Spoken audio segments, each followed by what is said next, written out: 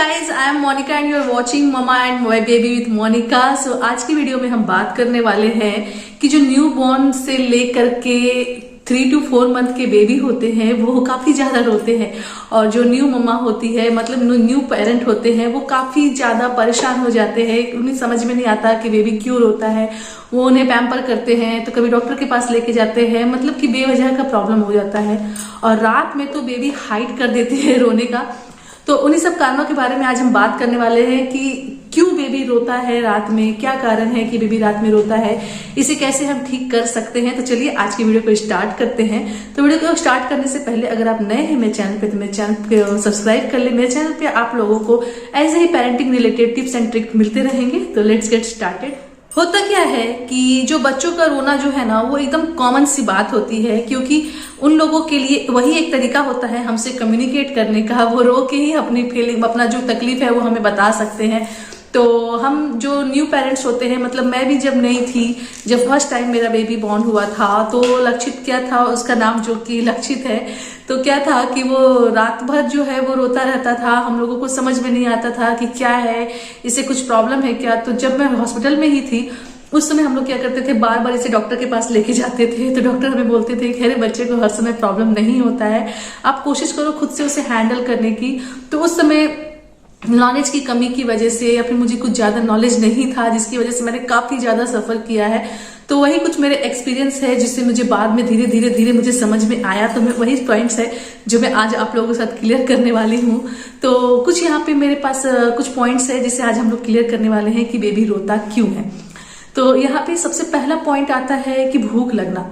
कि होता क्या है कि जैसे हम सभी जानते हैं कि हमारे बेबी का जो पेट है वो तो छोटा सा ही होता है, और जो भी हमारे बड़े बुजुर्ग होते हैं या फिर जो भी एक्सपीरियंस पर्सन होते हैं वो हमें हमेशा ऐसे सजेस्ट करते हैं कि बेबी को एवरी 2 आवर्स में आप फीड कराते रहो। जैसा कि हम जानते हैं कि बेबी एक हेल्दी बेबी वही होता है जो जितनी बार सुसु करे।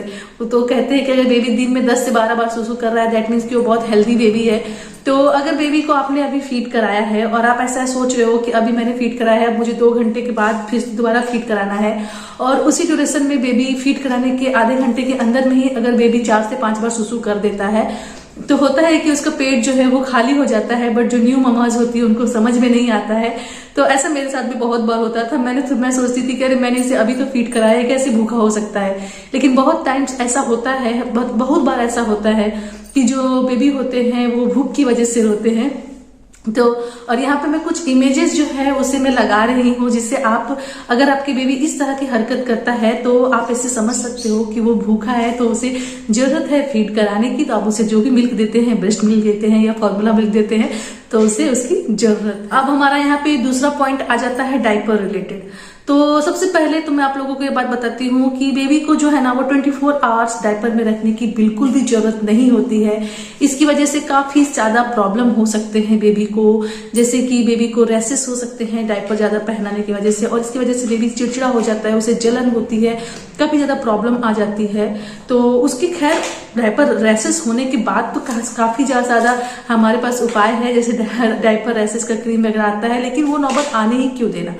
बेहतर होगा अगर आप दिन के टाइम पे अगर आप जग रहे हो तो आप बेबी को कॉटन की नैपी में रखें, इससे बेबी को आराम भी लगेगा।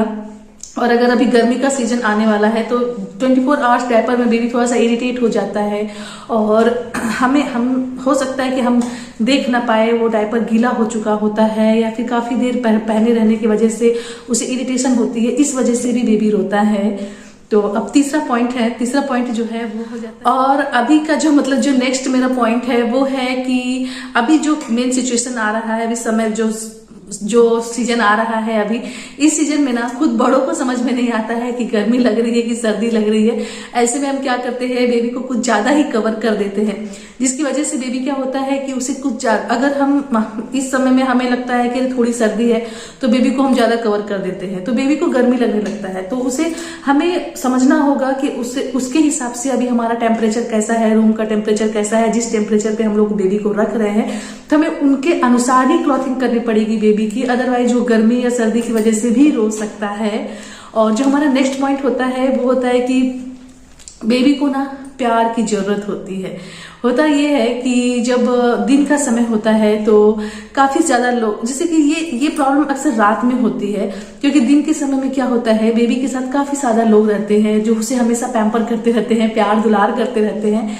लेकिन रात के समय में क्या होता है, कोई भी नहीं होता है, लेकिन बेबी को समझ में नहीं आता है कि वो रात का समय होता है, इसलिए वो रात के समय में भी वही दुलार चाहता है, जिसकी वजह से बेबी ज्यादातर रात में रोते हैं। तो कि हो सकता है कि आपका बेबी अटेंशन चाह रहा हो, उसे प्यार की जरूरत हो, तो अगर घर में 2-3 लोग हैं तो आप उसको पैम्पर कर सकते हो इस तरह से।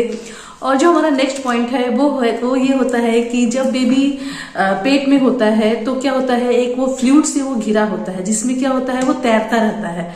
तो जब वो तैरता रहता है घर पेट के अंदर, और जब वो बाहर आता है तो उसे वही झूलने की ही आदत लगी रहती है।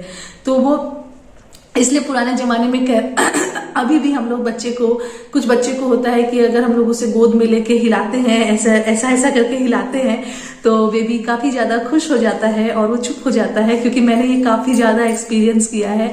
मैं जब भी अपने बेटे को गोद में लेके उसे घुमाया करती थी, हिलाया करती थी, तो वो शांत हो जाता था। इवन वो फीड करते साथ टाइम भी हिलता डुलता ही, मतलब कि उसे हिलाना पड़ता था, तभी वो सोता था।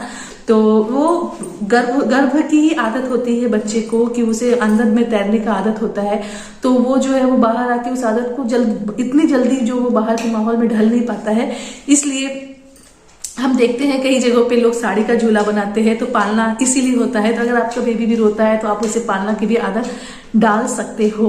और हमारा नेक्स्ट पॉइंट है कि हो सकता है कि जिस जगह पे आपने बेबी को रखा है वहां पे उसे किसी तरह का मच्छर या चींटी किसी ने भी कुछ काटा है, तो आप उसके बॉडी पे भी चेक कर सकते हो कि अगर उसे रैसेस है कि नहीं है। तो ये सारे जो पॉइंट्स मैंने बताया, ये तो है कि आप खुद से कैसे चेक कर सकते हो कि बेबी को प्रॉब्लम है कि नहीं है।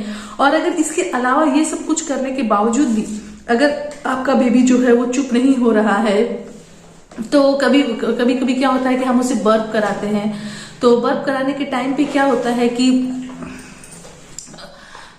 जब बेबी को हम बर्प कराते हैं तो हमें एक बार बर्प करने के बाद हमें ऐसा लगता है कि हाँ उसने बर्प ले लिया, मतलब कि वो सब कुछ ढकार आ गया, मतलब कि ठीक हो गया। जबकि ऐसा नहीं होता है। जैसे बड़ों के लिए होता है ना कि हम बोलते हैं कि हमें सीने में जलन हो रही है, ऐसा बेबी के केस में भी होता है। और दूसरा कारण हो सकता है कॉलिक का। तो कॉलिक के बारे में हम किसी और वीडियो में चर्चा करेंगे। तो बस इतने सारे कारण हैं, और अगर इसके बावजूद भी अगर आपका बेबी चुप नहीं हो रहा है तो फिर उसे आपको नीड टू विजिट, मतलब कि आप लोगों को डॉक्टर के पास जाने की जरूरत है, क्योंकि ये सब जो है वो घरेलू उपाय है। और कभी कभी क्या होता है कि छोटे बच्चे को सच में कुछ प्रॉब्लम होती है, तो पहले ये सब सारी चीज ट्राई कर लेनी है। अगर फिर भी बेबी रोना बंद नहीं करता है तो आप इमीडिएटली डॉक्टर के पास जा सकते हो, क्योंकि छोटे बच्चों के लिए कोई भी रिस्क लेना जरूरी नहीं होता है। तो फ्रेंड्स, ये सब कारण हो सकते हैं बेबी के रोने की, और इसमें से सबसे मेन कारण होता है अगर मुझे ऐसा लगता है कि अगर ये सारा करने के बावजूद अगर आपका बेबी रोना बंद नहीं करता है तो हो सकता है उसे कॉलिक की प्रॉब्लम हो, क्योंकि ये कॉलिक की प्रॉब्लम जो है वो छोटे बच्चों में काफी ज्यादा पाई जाती है। तो कॉलिक सिम्टम्स क्या है क्या नहीं है, इस बारे में अपने आगे आने वाले वीडियो में चर्चा करेंगे। तो बस यहीं तक था मेरा आज का वीडियो। होप आप लोगों को वीडियो यूजफुल लगा होगा। आप कितना रिलेट कर पाते हो इस वीडियो से, कितना हेल्पफुल होता है आप लोगों के लिए मेरा आज का वीडियो, कमेंट करके मुझे जरूर बताइएगा। मिलते हैं कल फिर से एक नए वीडियो के साथ, तब तक मुझे दीजिए इजाजत। Bye bye, take care.